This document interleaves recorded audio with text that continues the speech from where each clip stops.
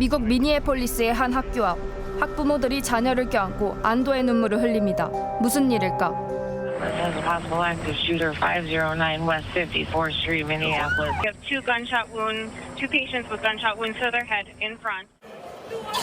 새학기 첫 미사가 진행되던 가톨릭 학교. 한 괴한이 창문 너머로 아이들을 향해 총을 난사한 겁니다. I was just at church, and I heard something like really loud, like I thought it was fireworks in the church, and then I saw the shooting, and I was like, oh my gosh, I'm so scared. I thought it was just something, then when I heard it again, I just ran under the pew.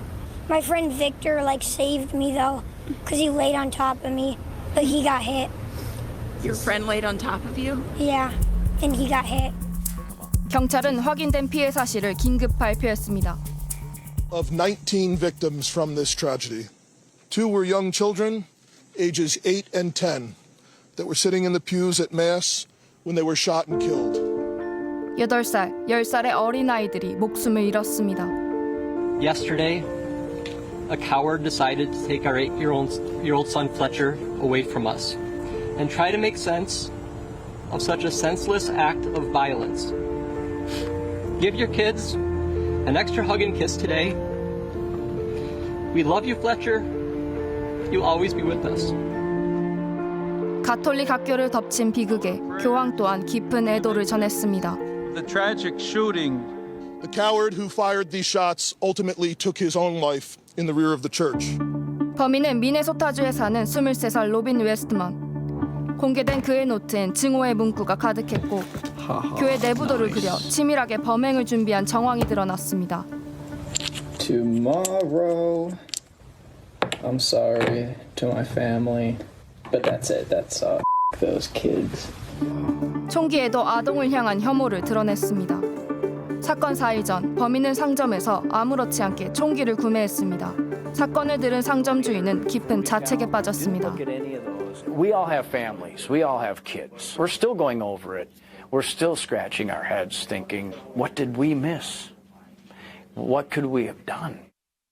That he did not lawfully purchase these weapons. He did not have a criminal history. He did not have any state-ordered commitments for mental health.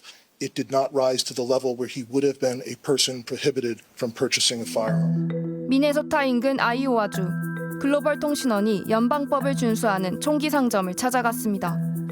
보신 것 같이 장총, 다양한 총기 부속 용품들이 있습니다. Technically speaking, handguns are more difficult, but that's mostly just because you have to be 21 to purchase a handgun and you only have to be 18 to purchase a long gun. Documentation required is usually just an ID. We don't actually do the background check ourselves. What we do is we send the information from the form that you fill out when you purchase the firearm, and that gets sent to the FBI. The FBI does the check for us. They'll go through criminal history. Sometimes they go through the mental. 2022년 텍사스의 한 초등학교에서 18살 범인이 학생들을 향해 무차별 총격을 가했습니다. 당시 경찰은 70분 넘게 현장을 진입하지 않았고 휴대폰 사용 장면까지 공개돼 부실 대응 논란을 키웠습니다. 플로리다의 한 고등학교에선 19살 범인이 학생들에게 총격을 가했습니다.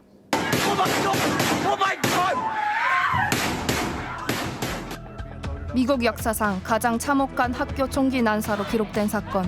결국 플로리다주는 총기 구매 연령을 높여 뒤늦게 규제 강화에 나섰습니다.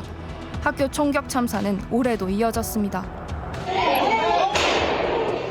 범인은 같은 학교를 다니던 학생이었습니다.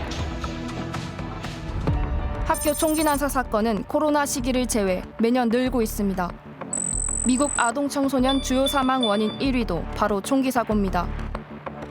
학교 내 총격 사건이 많아지자 아이에게 죽은 척을 가르치고 방탄 가방을 구매하는 부모까지 생겨났습니다. 미니애폴리스 시장은 강력한 총기 규제를 촉구합니다.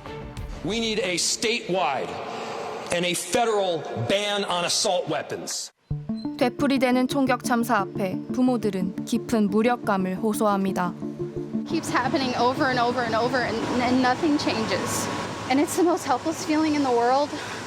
To know that you can't send your kids to school and have them be safe. 가슴이 먹먹해집니다. 참 부모라면 이것이 남의 나라 일 같지 않고 다 내 아이 같은 마음이 들어서 참 보기 힘든 그런 뉴스예요. 네, 그러니까 부모 입장이면 누구나 다 공감할 수밖에 없는 얘기인 것 같습니다. 네. 미니애폴리스 지역 신문에요. 당시 상황을 보여주는 이제 사진 한 장이 실렸는데요. 잠깐 보시죠. 네. 한 엄마가요, 맨발로 학교를 향해 다급히 뛰어가는 모습이 찍혀 있습니다. 행여 자신의 아이가 잘못된 건 아닐까 이제 두려운 마음이 이제 그대로 느껴지는 그런 사진이죠. 눈시울이 붉어지게. 네, 그렇습니다. 근데 이제 또 며칠이 지나지 않아서요. 이 11살 소년이 총격에 사망하는 사건이 또 발생을 합니다. 어머. 네, 이게 소위 벨튀라고 하는 게 있습니다. 네네. 초인종을 누르고 이제 도망가는 이제 일종의 이제 도어킥 챌린지가 유행인데요. 네. 아이가 그걸 하다가 집주인이 쏜 총에 맞은 겁니다. 네. 그러다 보니까 이게 총기 규제 여론이 다시 높아지는 그런 현상이 미국에 나타나고 있습니다. 아니 일단 위험한 장난은 나쁘죠. 근데 네네. 그렇다고 총을 쏴버렸으니 이건 너무나 기가 막힐 노릇이고요. 그리고 아까 영상에서 보셨습니다만 아이들에게 이제 죽은 척하라고 훈련을 시키는 장면이 있었는데 아니 오죽하면 저렇게까지 할까 싶더라고요. 네, 올해만 미국 학교에서 벌어진 총격 사건이 91건에 달합니다. 상당히 많죠. 예. 특히 주목해야 될 분석이 주로 고등학교보다 초등학교에서 발생하고 있다는 것이고요. 어린이들. 네, 또 유색인종 학생들을 대상으로 한 피해가 늘어나고 있다는 것입니다. 네. 즉 힘없고 가장 약한 불특정 다수의 학생들이 중후범죄의 대상이 되고 있다는 슬픈 소식입니다. 그러네요. 슬프고 참 끔찍한 일이네요. 그런데 바이든 정부 때 총기 규제 정책이 분명히 나왔었던 걸로 기억하거든요. 네, 맞습니다. 아까 보셨던 영상에도 나왔는데요. 2022년도죠. 38명의 사상자가 발생한 유벨디 총기 난사 사건이 그 계기가 됩니다.